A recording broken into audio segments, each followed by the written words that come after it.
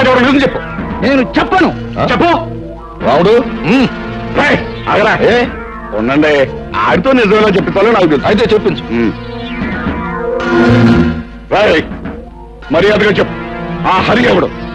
లేదో నీ ప్రాణం తీస్తాను. చెప్పు. ఆ హరి ఎవరో కాదురా, మీ పాలిట యముడు, ఆ బ్రహ్మనాయుడు కొడుకురా. రుద్రయ్య, ఆ మంచి ముహూర్తం వచ్చేసింది. పిస్తోల్ పెట్టుకో, వెళ్ళి అరిగాని కాల్చి. పెట్ట కాల్చినట్టు కాలుస్తాను. వస్తాను.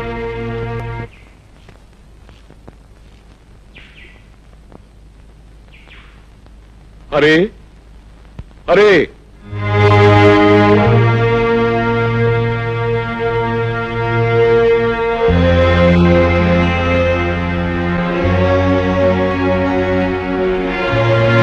తమ్ముడు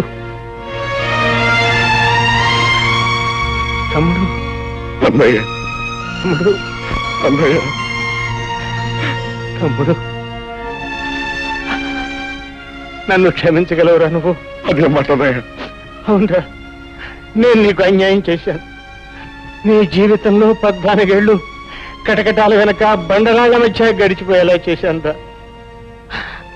నీ తోడబుట్టిన వాడిని ఎందుకు కూడా నీకు అన్యాయం చేశాను. నన్ను క్షమించు. ఊరుకో అన్నయ్య, ఊరుకో ఊరుకో. నా నుదుట అలా రాసుంటే దానికి ఎవరేం చేస్తారన్నయ్య? నీ కళ్ళకు కనిపించిన నిజాన్ని నువ్వు చెప్పావు. ఇందులో నీ తప్పే ఉంది. అవును, ఇంతకీ ఇదంతా నీతో ఎవరు చెప్పారన్నయ్య? నేనే చెప్పాను బాబాయ్. అంతేకాదు, మన ఇద్దరం కలిసి ఆ రాయుడు ఆట కట్టించడానికి ఎలాంటి ప్లాన్ వేసాం కూడా చెప్పాను. హరి, వీళ్ళకి నిజం తెలిసినట్టే నువ్వు ఎవరివన్న నిజం రాయుడు కూడా తెలిసిపోయింది. ఎలా తెలుస్తుంది బాబాయ్? పట్టణం నుంచి గిరి ముసలైన బంధించి తీసుకొచ్చాడు. వాడి చేత నిజం చెప్పించాను. ఎవరు? రుద్రయ్య నువ్వా? ఎంతసేపు అయింది అబ్బాయి వచ్చి?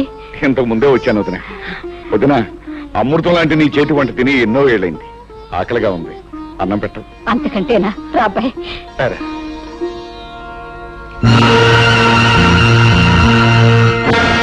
ఎరా రాముడు, నువ్వు చెప్పేది నిజమా? అవును బాబు, నా కళ్ళారా చూశాను, చెవులా విన్నాను. అమ్మ రుద్రిగా, నువ్వు నా ముందే కుప్పి గంతులేస్తావురా? సరే, మీ అందరినీ కట్టగట్టి బాదం హల్వా, బందర్ లడ్డు, కాకినాడ కాజా కలిపి తినిపించేస్తా.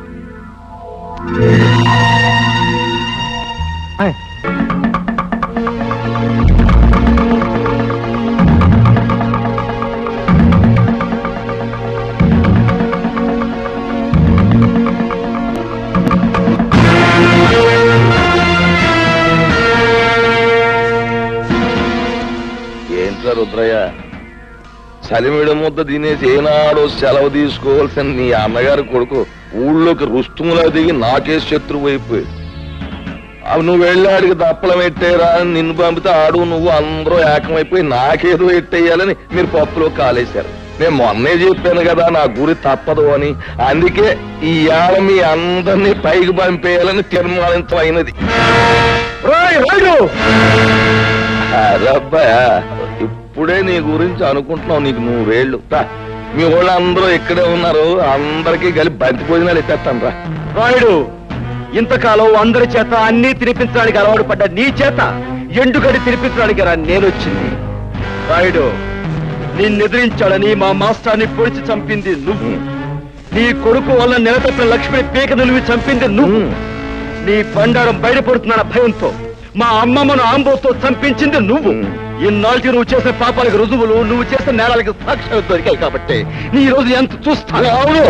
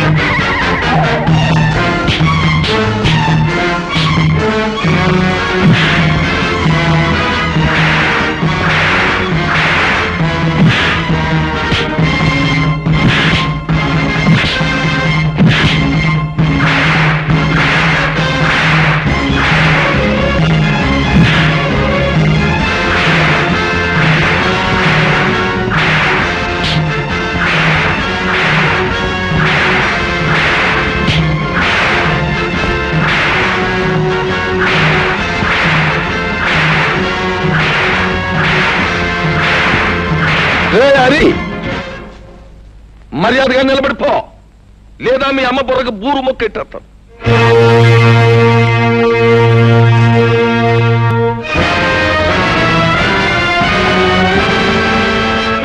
రే ఆ నట్టుకొచ్చా చెట్టు కట్టయిందా?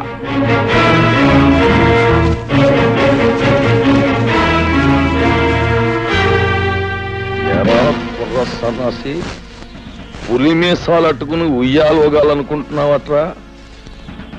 నాకెదురు తిరిగినోడెవడో ప్రాణాలతో బయట పడలేదు. అవును, మీ మాస్టర్ నా మాట లేదని ఈ చేత్తో నేనే పొడి చంపేశాను. ఇప్పుడు ఏమంటావు? ఏట్రా, ఆ ఈరిగాడు కూతుర్ని స్వయంగా నా చేత్తో పీక బిస్కేసి చెరులో బారేశాను. ఏం చేస్తావు? చీటికి మాటికి నోరెట్టు పడిపోయా మీ అమ్మమ్మని ఆంబోతో తొక్కించి చంపించేసింది నేనే. దానికి నువ్వు ఆంబోతుని చంపావు కానీ నా జోలికేం రాలేకపోయావు కదా. ఇదిగో ఇక్కడ నేను నేరాలు చేసినా ఘోరాలు చేసినా న్యాయం గాని చట్టం గాని ప్రజ గాని ఏం మాట్లాడడానికి ఏది లేదు. అది ఊరు పద్ధతి. ఇందాక నీకు మాట ఇచ్చాను చూడు, మంచి భోజనాలు ఎడతానని. ఈ ఊళ్ళోకి నువ్వు దిగి నాకు మనశ్శాంతి లేకుండా చేసినందుకు ముందు నీకు మాంసం కొరెట్ట. వాళ్ళను చంపి నీ చేతులెందుకు మట్టి చేసుకుంటావు? ఈ హరి రుద్రయ్య చేసిన వెధపోలు ప్రజలకు తెలిస్తే వాళ్ళే వీళ్ళను రాళ్లు పుచ్చు కొట్టి చంపేస్తారు. ఏంటి తల్లి నువ్వు చెప్పేది నాకే అర్థం కావట్లేదు. హరి మంచివాడు కాదని నాకు ముందే తెలుసు. అందుకే రహస్యంగా గమనిస్తుండేదాన్ని. ఈ రుద్రయ్య వచ్చాక ఒక రోజు ఇద్దరు కలిసి ఎవరూ లేరనుకొని కొన్ని నిజాలు మాట్లాడారు.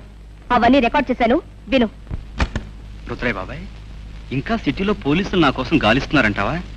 ఎంత గాలిస్తే మాత్రం వాళ్ళు నిన్నే పట్టుకోగలరా? అయినా రేప్ చేసిన పిల్లను పేగడొక చంపేకి ఎందుకు వదిలేశావరా? అందుకే అది నీ గురించి రిపోర్ట్ ఇచ్చింది. అది కాదు బాబాయ్, అప్పటికే 2 హత్యలు చేస్తున్నాను. మళ్ళీ ఇంకో ప్రాణం తీయడం ఎందుకా అని ఊరుకున్నాను. ఇంతకీ రాయుడు కూతుని వదిలేసావా లేకపోతే ఓ పట్టు పట్టావా? తొందరపడక బాబాయ్, మంచోళ్ళ నటించి ముందు ఈ ఊళ్ళో అమాయకపు మొగుళ్ళు తాలూకు పెళ్ళాలను సరిచేస్తున్నాను. సమయం చూసి ఆ రాయుడు కూతురు కూడా ఓ పట్టు పడతాగా. అమ్మ బ్రహ్మన్న కొడక, నీ వెనకాల ఎంత పాపిష్టి చరిత్ర ఉందా? హత్యలు మానభంగాలు శాస్త్ర ప్రకారం వీడికి వెన్నతోబెట్టిన విద్యలన్నమాట. ఏమిటే నాన్న, రేపు రచ్చబండ దగ్గరికి ఊరందరినీ రమ్మనండి. ఈ నీచులిద్దరినీ నిలబెట్టి ఈ టేప్ వినిపిస్తే చాలు, వాళ్లే వీళ్ళ దుమ్ము దులుపుతారు. కరెక్ట్. ఉప్పు నా కూతుర్ని అనిపించుకున్నావమ్మా. ఇవాళ లింగం పంతులు, అయ్యా, ఊళ్ళో పిల్ల మేక అందరినీ రచ్చబండ దగ్గరకు వచ్చేమని టౌ కొట్టించేయండి. ఇదిగో ఆ రుద్రయ్య గారిని ఎరిగాన్ని బండి కట్టించి ఈడ్చుకుని జనం దగ్గర తీసుకురండి. ఊరంతా మైకులు ఎట్టేయండి, స్పీకర్లు. పండుగ అయిపోవాలి. నడండి.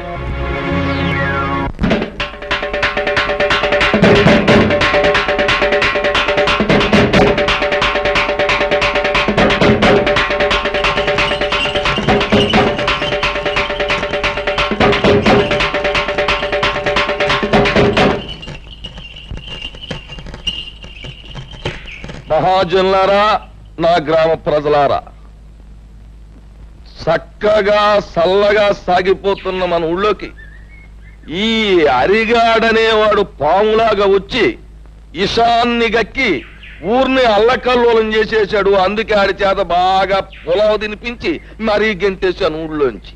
కానీ వెళ్ళిపోయినోడు ఆడు ఊరుకోలేదు. పగబట్టిన పాములాగా మళ్ళీ తిరుగు ఊళ్ళోకి వచ్చాడు. మరి పచ్చినెత్తుర్ని పానకంలాగా తాగేసి ఆ రుద్రయ్య గారితో స్నేహం చేశాడు. ఇద్దరు కలిపి ఊరిని బూడిద చేసేయాలని ఓ ప్లాన్ వేసుకున్నారు. మాట్లాడమేమా లింగం?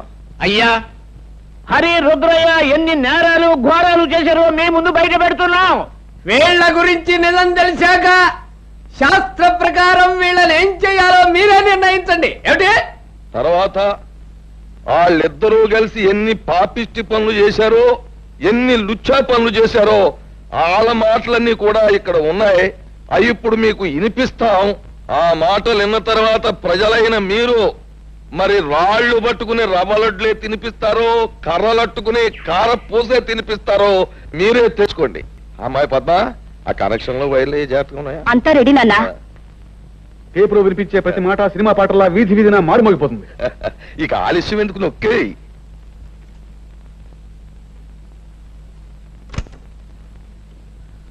నాకెదురు తిరిగినోడు ఎవడో ప్రాణాలతో బయట పడలేదు.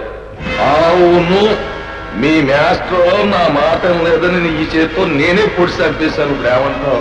ఆ ఈరిగాడు కూతుర్ని స్వయంగా నా చేతితో పీక బిస్కెట్స్ చెరులో పారేస్తాను. ఏం చేస్తావు?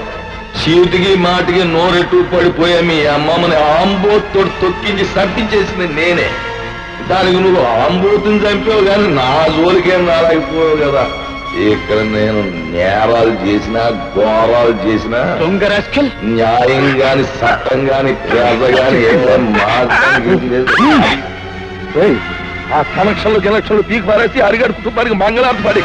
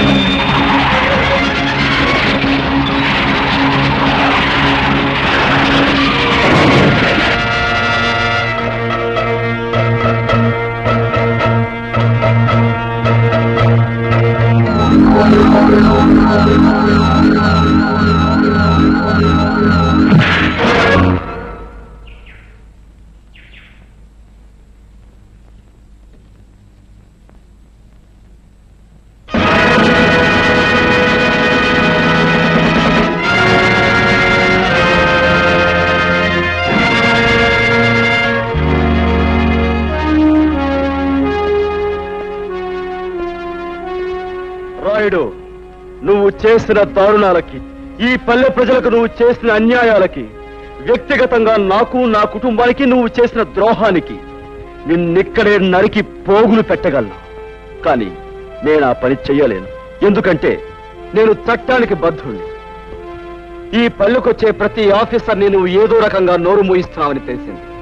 అందుకే ప్రభుత్వం ప్రత్యేకంగా నీ విషయం తెలుసుకోవడానికే నన్ను ఇక్కడికి పంపించింది. బాధ్యత గల పోలీస్ ఆఫీసర్గా నిన్ను, నీతో పాటు నీ పాపాలను పంచుకున్న ఈ దుర్మార్గుల్ని చట్టానికి అప్పగిస్తాను. బాబు, ఇప్పుడు నువ్వు అన్న ప్రతి మాట ఈ యథార్థమే నన్ను ఒప్పుకుంటాను. మీరే శిక్ష వేసినా భరిస్తాను. అమ్మా పద్మ, ఇలా. బాబు, నా రక్తాన్నే పంచుకు పుట్టిన మంచితనం మానవత్వం కూడా పెంచుకుంది మా పద్మ. దీనికి ఇక నువ్వే తోడుగా ఉండాలి బాబు. నీ చల్లటి మనసుతో, నీ గుండె నిబ్బరంతో